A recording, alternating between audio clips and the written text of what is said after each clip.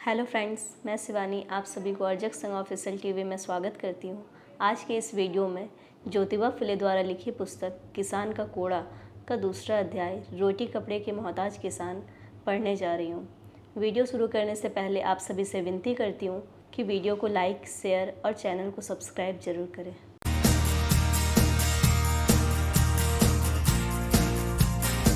दूसरा अध्याय रोटी कपड़े के मोहताज किसान। ज़्यादातर अंग्रेज सरकारी अधिकारी ऐशो आराम में डूबे रहते हैं। उनके पास किसानों की वास्तविक स्थिति को जानने का भी समय नहीं होता और उनकी इस अनदेखी के कारण लगभग सभी सरकारी विभागों में ब्राह्मण कर्मचारियों का प्रभुत्व है। इन दोनों कारणों से किसान इतने लूटे जाते हैं कि उन्हें रोटी कपड़े भी मैसर नहीं होते। पहले लगभग पूरे भारत में कुछ विदेशी शासक, मुसलमान बादशाह और कितने ही स्वदेशी राजे रजवाड़े थे। इन सभी के पास लाखों शूद्र किसान सरदार, ऊंचे सैन्य अधिकारी, सैनिक, अश्वारोही, पैदल सैनिक, तोपची, महावत, ऊंट वाले इत्यादि के रूप में रहते थे और अति शूद्र अस्तबल में नौकरी करते थे, जिससे उन्हें लगान देने में अड़चन नहीं होती थी, क्योंकि प्रायः किसान परिवारों का एकाध सदस्य तो सरकारी नौकरी में था ही। परंतु आज प्रमुख बादशाहत और राजपाट समाप्त हो जाने से 25 लाख से अधिक शूद्र दलित लोग बेकार हो गए हैं और इन सब का बोझ खेती करने वालों पर आ गया है। बेशक हमारी बहादुर अंग्रेज सरकार के कारण हिंदुस्तान भर में चलने वाले मानव विनाशी युद्ध के बदले शांति छा गई, पर युद्ध अभियान, शिकार आदि बंद हो जाने से देश के सभी लोगों की पौरुषता और जवामर्दी मर गई। राजे रजवाड़े डरपोक स्त्री के समान दिन में पूजा पाठ और रात में निरर्थक संतानोत्पत्ति में डूबकर जनसंख्या बढ़ाते रहें। फलस्वरूप जमीनें बट बट कर नग्न हो गई और हल के 8-10 फाल पर भूमि जोतने के लिए बैलहीन ये किसान साझे पट्टी पर खेत लगाकर या शहरों में सपरिवार मजदूरी करके पेट भरने लगे। नाम मात्र की जमीन से निर्वाह न कर पाने वाले पहले के जो किसान आस पड़ोस के जंगलों से प्लास, महुए जैसे पेड़ों से प्राप्त लकड़ियाँ, फल और अनेक पत्ते बेचकर मूलभूत आवश्यकता की पूर्ति करके आसपास की भूमि से ही दाना चारे की व्यवस्था कर 1-2 गाय भैंस और कुछ भेड़ बकरियां रखने लगे। वे अपने ही आसपास शहरी इलाकों में सुखपूर्वक रहने लगे। परंतु हमारे माँ बाप जैसे सरकार के धूर्त गोरे कर्मचारियों ने अपनी विलायती अठपहलू बुद्धि से पर्वत, पठार, घाटी, जंगल आदि मिलाकर बृहत वन विभाग बनाया और शहरी चारागाह व प्रयोग किए जाने वाली जमीनों का भी अधिग्रहण किया। तब गरीब असहाय किसानों की भेड़ बकरियों के लिए यहाँ की धरती पर जंगल की हवा खाने लायक जगह भी नहीं बची। परिणामतः किसान अब जुलाहे, लुहार, बढ़ई या मजदूर आदि के रूप में कारखानों में काम करके अपना पेट भरने लगे। दूसरी ओर इंग्लैंड के कारीगर अपने देश से रंग बिरंगी शराब की बोतलें, ब्रेड, बिस्कुट, मीठी चीज़ें, अचार, छोटी बड़ी सुइयाँ, चाकू, कैंची, सिलाई मशीनें, हीटर, रंग बिरंगे शीशे, तागे, डोरियाँ, कपड़े, शाल, दस्ताने, मोजे, टोपी, छड़ी, छतरी, पीतल, तांबे, लोहे की पत्तरें, ताले, चाबी, कोयला, तरह तरह की गाड़ियाँ, वाद्य यंत्र और अंततः मशीनों से तैयार कालीनें यहाँ लाकर सस्ते दामों पर बेचने लगे। स्वदेशी वस्तु के बाजार खत्म होने से बुनकर, जुलाहे, मोमिन जैसी कपड़े बुनने वाली जातियाँ इतनी गरीब हो गई कि इनके लोग भुखमरी की हालत में छिपकर घटिया गेहूँ, चावल और आम की गुठली पर जीने लगे। कुछ बुनकर परिवार की असहनीय हालत न देख सकने के कारण शाम होने पर 2-4 पैसों उधार ताड़ी पीकर मुर्दा सामान घर पर पड़ जाते। कितने ही जुलाहे गुजरों मारवाड़ियों से कपड़े बुनने के लिए लाए रेशम व कीमती धागों को बच्चों के पेट के लिए बेचकर गुजर व मारवाड़ी को झांसा देकर रातों रात दूसरी जगह भाग जाते। ऐसे भूखे नंगे कारीगरों व किसानों की सहायता कैसे की जाए? प्राचीन काल में ब्राह्मणों के पुरखों ने बड़ी कोशिश और चालाकी से शूद्रों व दलितों पर वर्चस्व जमाकर चिरकाल तक उसे कायम रखना चाहा, ताकि ये लोग केवल घोड़े, बैल आदि जानवर या फिर निर्जीव खेत जैसे बनकर उनके लिए आवश्यक और आरामदायक चीज़ें पैदा करते रहें। इसी उद्देश्य से उन्होंने ऐसी बातें हिंदू धर्म में घुसेड़ दी कि नदी पार जो हिंदू जाएगा उसका धर्म नष्ट हो जाएगा। इससे ब्राह्मणों का उद्देश्य अवश्य पूरा हुआ, पर दूसरे लोगों का बहुत नुकसान हो गया, क्योंकि ब्राह्मणों के रीति रिवाज और उनकी संस्कृति से अनभिज्ञ ये लोग स्वयं को मानव की जगह पशु समझने लगे। अन्य देशों से व्यापार धंधा बिल्कुल न होने से वे एकदम कंगाल हो गए। इतना ही नहीं, अपने देश में सुधार करो, अपने देश में सुधार करो जैसे धूर्त ब्राह्मणों के दिखावटी नारों के पीछे भी धर्म की उपयुक्त बातें की बेशक छिपी है। इसी झूठी बातों से बुनकर बढ़ई आदि कारीगरों का तो बहुत ही नुकसान हुआ है, और आगे उन्हें ये बातें किस हद तक पहुंचाएगी इसका अनुमान एक सच्चे देशभक्त के अतिरिक्त कौन लगा सकता है। कोई कह सकता है या राय दे सकता है, गरीब किसानों को भरपूर खेत वाले किसानों के यहाँ काम करके गुजारा करना चाहिए, परंतु सच तो यह है कि जनसंख्या वृद्धि के दैत्य के घर घर में समाने और परिवार का कई भागों में बंट जाने के चलते भूमि परती नहीं छोड़ी जाती और वह प्रतिवर्ष फसलों से भरी रहती है। फलतः उर्वरा शक्ति के छीन होने से बड़ी भूमि वाले किसानों के बच्चों के पेट भरना ही मुश्किल है। फिर ये गरीब किसानों को काम और मजदूरी कैसे दें। इस प्रकार समस्याओं के भंवर में फंसे अपने नंगे बच्चों को पाठशाला न भेज पाने वाले किसानों की स्थिति का लाभ उठाकर अपने दूरदर्शी सरकारी कर्मचारी अज्ञानी और मूक किसानों को पढ़ाने के बहाने लाखों रुपए लोकल फंड में जमा करके इसका 1/3 भाग मात्र खर्च करके दिखावे के लिए यहाँ वहाँ 1-2 विद्यालय खोल देते हैं। पर गैर किसान वर्ग के आने वाले अध्यापकों के चलते नाम मात्र आने वाले किसान छात्रों के साथ भी न्याय नहीं हो पाता।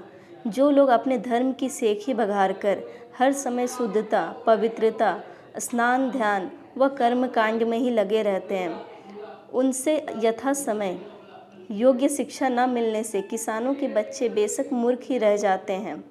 किसान लोकल फंड से क्या किसान सरकारी कर्मचारी तैयार हुए हैं? यदि हाँ, तो वे किस विभाग में किस पद पर काम कर रहे हैं?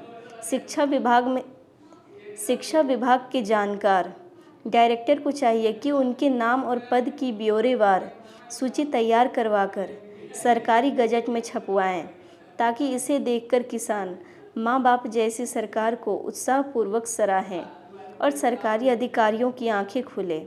गांव में रहने वाले थोड़े अध्यापक प्रायः ब्राह्मण ही रहते हैं। पुणे जैसे बड़े शहरों में 4-6 से अधिक वेतन न पाने लायक ये अध्यापक गांव में 8-12 रुपए वेतन पाते हैं। सिर्फ पेट पालने वाले ये स्वार्थी अयोग्य ब्राह्मण अध्यापक धर्म जाति के बनावटी अभिमान को मन में रखकर किसान बच्चों को खुलेआम उपदेश देते हैं।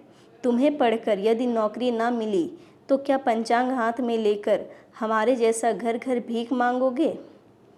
ऐसे अनपढ़ किसानों के खेतों की हर 30 वर्ष पर पूर्ण मूल्यांकन करते समय हमारी गौरवशाली सरकार को पूजने वाले कर्मचारी कम से कम कुछ लगान बढ़ाए बिना किसानों को जाने का सलाम नहीं करते। बावजूद इसके अपनी दिनचर्या के साथ शिकार व मौज मस्ती में डूबे ये आलसी गोरे अधिकारियों को यह कैसे दिखे कि ये ब्राह्मण कर्मचारी इन अनपढ़ किसानों की इज्जत से कैसे खेलते हैं। अनपढ़ व मूर्ख किसानों में भूमि सीमा या साझे कुएं को लेकर हुए झगड़े में ये भट्ट ब्राह्मण दोनों पक्षों के किसानों के पास जाकर उन्हें अनेक तरह से समझाकर दूसरे दिन किसी एक पक्ष को बढ़ावा देकर उसके नाम का प्रार्थना पत्र तैयार करके मामलेदार के पास भिजवाते हैं। इसके बाद दोनों ही पार्टी सम्मन लेकर आने वाले चपरासी के साथ अपना अपना सम्मन पेश करने के लिए कुलकर्णी ब्राह्मण उपनाम के घर पहुंचती है। चपरासी को हटाकर दोनों पक्ष के लोगों को कुलकर्णी अलग अलग एक ओर ले जाकर अलग अलग समय पर अकेले में मिलने के लिए कहते हैं और विश्वास दिलाते हैं कि वे इसका कोई ना कोई तोड़ निकालेंगे। इसके बाद निश्चित किए हुए समय पर वादी और प्रतिवादी के घर आने पर वे कहते हैं, तुम अधिक नहीं पर इतनी रकम तक मन बड़ा करो तो मामलेदार के मुंशी से कहकर तुम्हारे प्रतिवादी को कुछ न कुछ सज़ा दिलवा दूंगा, क्योंकि यह सब मुंशी के ही हाथ में है। मेरे कहने के अनुसार कुछ न होने पर मैं तुम्हारी रकम उसके पास से वापस लाकर तुम्हें दे दूंगा। मेरे प्रयत्न के लिए भैरव देवता तुम्हें जो कुछ भी समझ दे मुझे दे देना, या फिर कुछ ना भी दो तो मेरी इस बारे में कोई शिकायत नहीं। तुम्हारी सफलता ही मेरी जीत है। उसके बाद प्रतिवादी पक्ष के लोगों के पास से वादी पक्ष से दुगनी और अपने प्रयत्न के लिए थोड़ी बहुत रकम लेकर वे उससे अपने कथनानुसार शिकायत पत्र तैयार करवाते हैं। 2-3 झूठे गवाह तैयार कर लाने की बात यह कहते हुए करते हैं, फिर मुंशी से कहकर तुम्हारा बाल बाका भी ना होने देंगे। उसका मामलेदार पर कितना अधिक प्रभाव है तुम जानते ही हो, और इस समय मैंने तुमसे जो कुछ भी कहा है उसके अनुसार काम ना बनने पर उसी दिन तुम्हारा पैसा उनके पास से लाकर मैं तुम्हें दे दूंगा।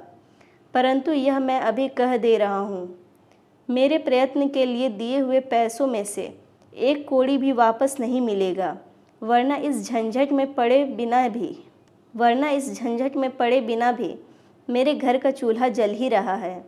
इसके बाद मामलेदार कचहरी में जाकर ब्राह्मण कर्मचारी ऐसे अनपढ़ वादी प्रतिवादियों के बयान लेते समय जिस पक्ष ने उनकी मुट्ठी गर्म की हो, उनके बयानों में कुछ निर्देशक प्रश्न करके अनुकूल बयान तैयार करते हैं, और जिस पक्ष के लोगों से उनकी मुट्ठी गर्म नहीं हुई हो, उनकी दलीलों को आगे पीछे करके ऐसा बयान तैयार करते हैं कि पढ़ने या सुनने वाले के मन में अभियोग का वास्तविक रूप ही ना आए और वे कुछ उल्टा ही समझ ले। कितने ही ब्राह्मण क्लर्क अनपढ़ किसानों का बयान लिखते समय उसके कुछ भाग बिल्कुल ही निकाल देते हैं। कितने ही ब्राह्मण क्लर्क किसानों के बयान अपने घर ले जाकर उसे पूर्णतः बदलकर सुबह सरकारी कार्यालय में लाकर रख देते हैं, और तब तो किसी निष्पक्ष अफसर के होने पर भी अन्याय होना संभव है।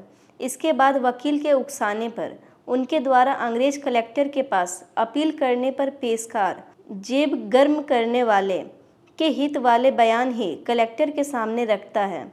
पेशकार के द्वारा ज़्यादा गरीब पक्ष के हित के खिलाफ महत्वपूर्ण दलीलें हटाने पर अगर कलेक्टर के मुख से शिकायत खारिज की जाती है, जैसा स्वर्णिम वाक्य निकल गया, तो वे अपने निर्दयी हाथ में मराठी के इच्छा अनुसार लिखे कागज लेकर कलेक्टर के पास ऐसा अवसर देखकर जाते हैं जब वह पत्नी के साथ भ्रमण पर हो, या मराठी न जानने वाले किसी सख्त और अपने से बड़े अधिकारी के साथ हो, या फिर रात्रि भोज से लौटने पर सुबह सुस्त पड़ा हो, या शिकार पर जाने की हड़बड़ी में हो। फिर वे उसके द्वारा कहे पिछले मंतव्य को हूबहू पढ़कर झूठे कागज पर उसके हस्ताक्षर सहजता से ले लेते हैं। कुछ सख्त कलेक्टरों के सामने दाल न गलने पर वे कुछ बेढंगे अनपढ़ किसानों का मामला मुख्य कार्यालय में न लिखकर उस किसान को कलेक्टर की सवारी के पीछे पीछे दौड़ाकर उसकी हड्डी पसली ढीली करवा देते हैं, और कितने ही एकदम अज्ञानी किसानों की दरख्वास्त 1-2 दिन फाइल में न लगाकर उसके प्रतिपक्षी से थोड़ी बहुत रिश्वत खाकर उस दरख्वास्त को गायब ही कर देते हैं। अंततः दोनों पक्षों में से जो अधिक पैसा खर्च करे वही विजयी होता है, और फिर गांव में 2 दल बन जाते हैं। इसके बाद पोले जानवरों का त्यौहार और होली जैसे त्योहारों पर बैलों के दाईं ओर जाने और उसे रोटी देने की बात पर दोनों दलों में ज़बरदस्त मारपीट हो जाती है। कितनों के ही सिर फूटने पर पुरोहित ब्राह्मण, लगभग सभी फौजदारी, दीवानी आदि झगड़े फसाद किसानों में पैदा करने वाले ये पुरोहित ब्राह्मण ही रहते हैं। क्लर्क दोनों दलों को दिखावटी शाबाशी देकर भीतर ही भीतर खोखले पुलिस ब्राह्मणों से हाथ मिलाकर केंद्रीय तालुक कार्यालय के सिपाही गुंडे को वस्तु स्थिति बतलाते हैं, और तब वहाँ रंग बिरंगे पतलून, बूट, पगड़ी पहने हाथ में बेकार पड़ी तलवारें लेकर कुछ हवलदार भूखे पुलिस के पीछे पीछे आते हैं। फिर दलितों और पुलिस पटेल ब्राह्मणों का उपनाम की सहायता से वे गांव के दोनों गुटों के ज़्यादातर लोगों को पकड़कर थाने में कैद करते हैं। पहरेदारों को छोड़ बाकी सारे सिपाही व मजिस्ट्रेट अनपढ़ ब्राह्मण पुलिस की सहायता से मारवाड़ी दुकान से मनमाने दाम और वजन की भोज्य सामग्रियां उठा लेते हैं। यदि किसी ने शराब की दावत दी हो तो वे छक्कर खाते पीते हैं। फिर पूछताछ करके सारे कैदियों को मुख्य थाने में लाकर फौजदार के सामने खड़ा कर उनकी आज्ञा के अनुसार पूरी जांच होने तक उन्हें कच्ची कैद में रखते हैं। इसके बाद कैदी किसान के घर के लोग छोटे मोटे आभूषण तथा अन्य साधारण वस्तुएं बेचकर लाई हुई रकम पुलिस कर्मचारियों को दे देते हैं। ऐसे कुछ उदाहरण यहाँ देता हूँ। किसी एक गुट के आदमी के अधिक जख्मी हो जाने पर क्लर्क के जरिए धूर्त कर्मचारी दूसरे गुट से पैसा खाकर मजिस्ट्रेट के पास मामले भेजने में देरी कर देते हैं ताकि तब तक घाव भर जाए और सबूत मिट जाए। कभी कभी किसी धूर्त कर्मचारी की मुट्ठी गर्म होने पर इनके क्लर्क पैसे देने वाले लोगों को विश्वास दिलाते हैं कि दूसरे पक्ष के लोगों को सफाई देने से ही रोक लिया जाएगा। कभी कभी क्लर्क के माध्यम से मुख्य गवाह को डरा धमका कर अन्य गांव भेज दिया जाता है। बावजूद इसके कुछ अनपढ़ किसान कचहरी में अपनी गवाही देने के लिए आ जाएं तो निरक्षर होने, स्मरण शक्ति कम होने और क्रमबद्ध पूछे गए सवालों से सटीक उत्तर न दे पाने के दरमियान उन्हें पीट पीट कर मार दिया जाता है। कभी कभी गवाही लेते समय वे हर तरकीब लगाकर किसानों को इतना अधिक घबरा देते हैं कि वे आंखों देखी व कानों सुनी पूर्णतः सत्य बातें भी कह नहीं सकते। इसके अतिरिक्त साहसिक कर्मचारियों के हाथ खूब गरमाने पर वे झूठे साक्ष्य गवाह गढ़कर कानून के ही आधार पर अपनी इच्छा के अनुसार अनपढ़ किसानों को दंड देते हैं। उस समय उन लोगों के पास जुर्माना भरने के पैसे नहीं होते और वे अपने इष्ट मित्र और रिश्तेदार से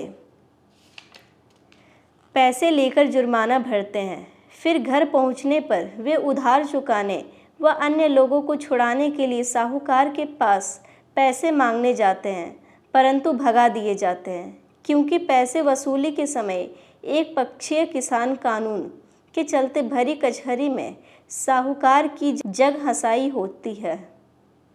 कितने ही ब्राह्मण नौजवान कानूनी पुस्तकें तोते के समान रटकर कानूनी परीक्षा पास होते हैं। हमारी भोली सरकार उन्हें जज की ऊंची कुर्सी पर बिठा देती है, परंतु ये लोग सामाजिक व भाईचारे के संबंध को भुलाकर स्वयं को भूदेव ब्राह्मण का वेद पुत्र समझकर दूसरी जाति के वयोवृद्ध, बुजुर्ग, निर्धन और कमजोर व्यक्ति के साथ अन्यायपूर्ण व्यवहार करते हैं।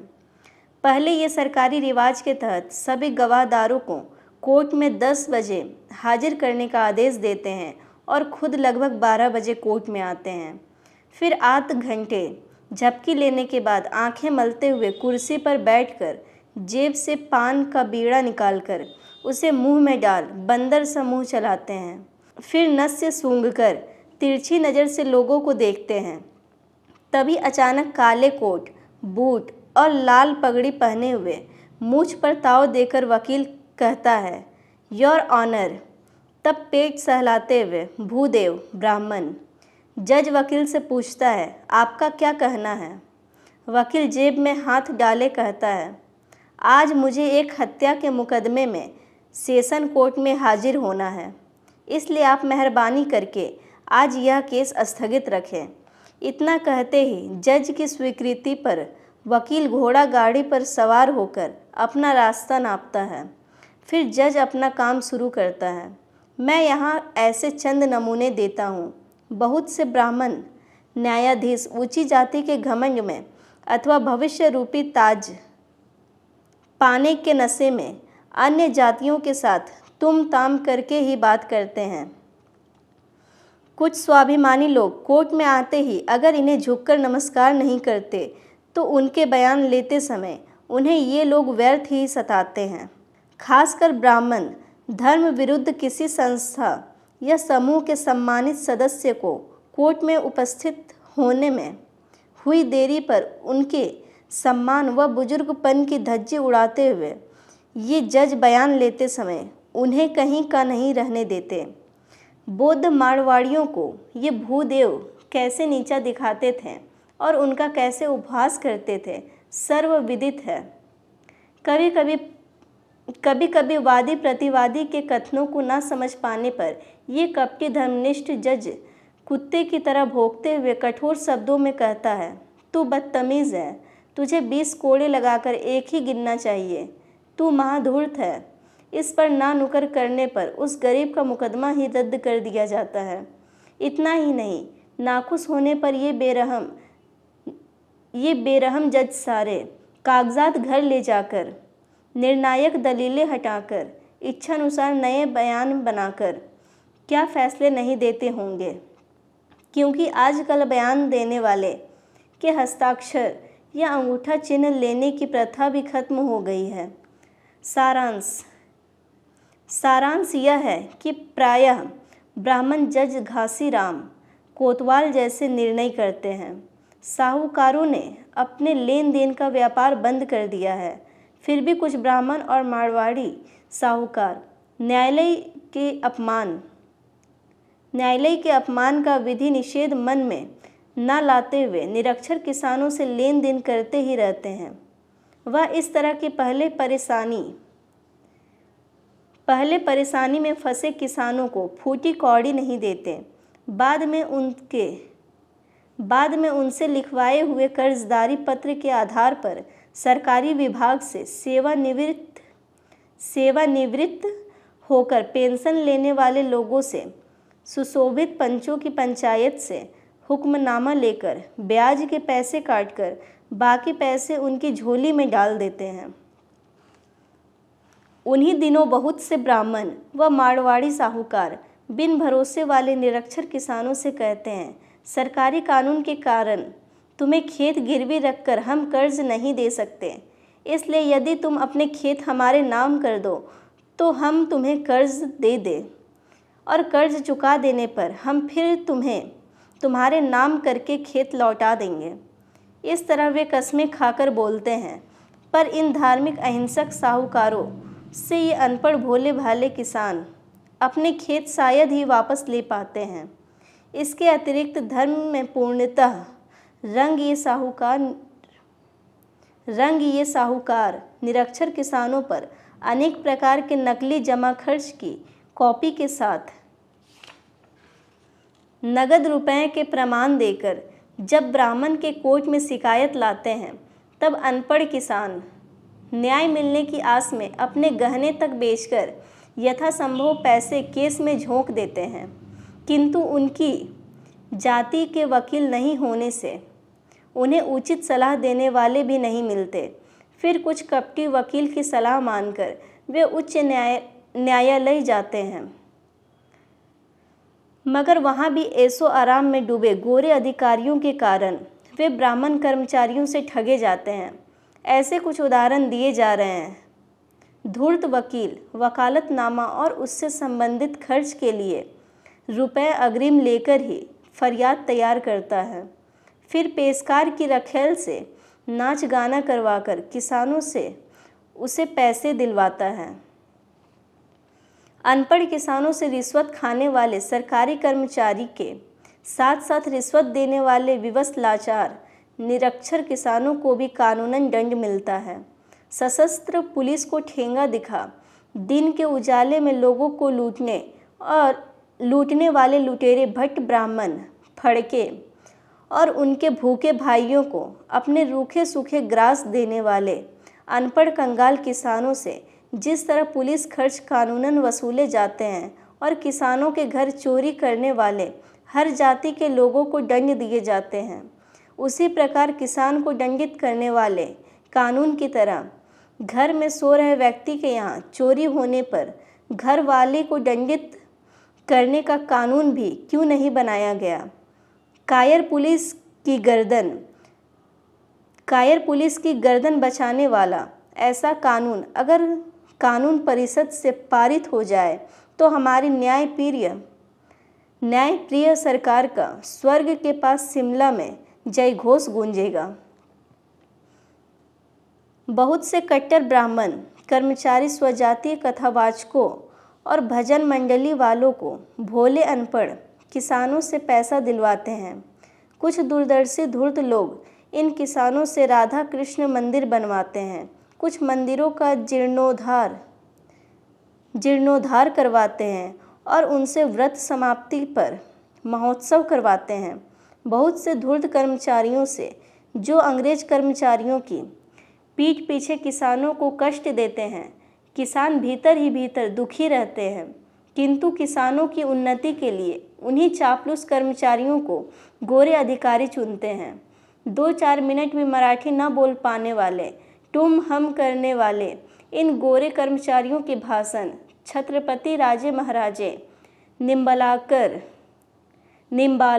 घाटगे, मोहिते, दाभाड़े, घोड़पड़े और किसान लोग कैसे समझते हैं, और ये गोरे कर्मचारी हर तरह की शिकायतों का निष्पादन कैसे करते हैं, भगवान ही जाने। कुछ धूर्त ब्राह्मण कर्मचारी अपना उल्लू साधने के लिए वाकपट्टू ब्राह्मणों की अगुवाई में जगह जगह बड़े बड़े संगठन बनाकर कुछ शूद्रों, घसियारों, बढ़इयों, ठेकेदारों, पेंशनरों आदि धनी लोगों को इच्छानुसार सदस्य बनाकर उन पर दबाव बनाकर पैसे ऐंठते हैं। गोरे कर्मचारी सरकार से सिफारिश करके अपने घरेलू खास कामों में उपयोगी ब्राह्मण पेशकार को राव साहब जैसी खोखली पदवी दिलवा देते हैं।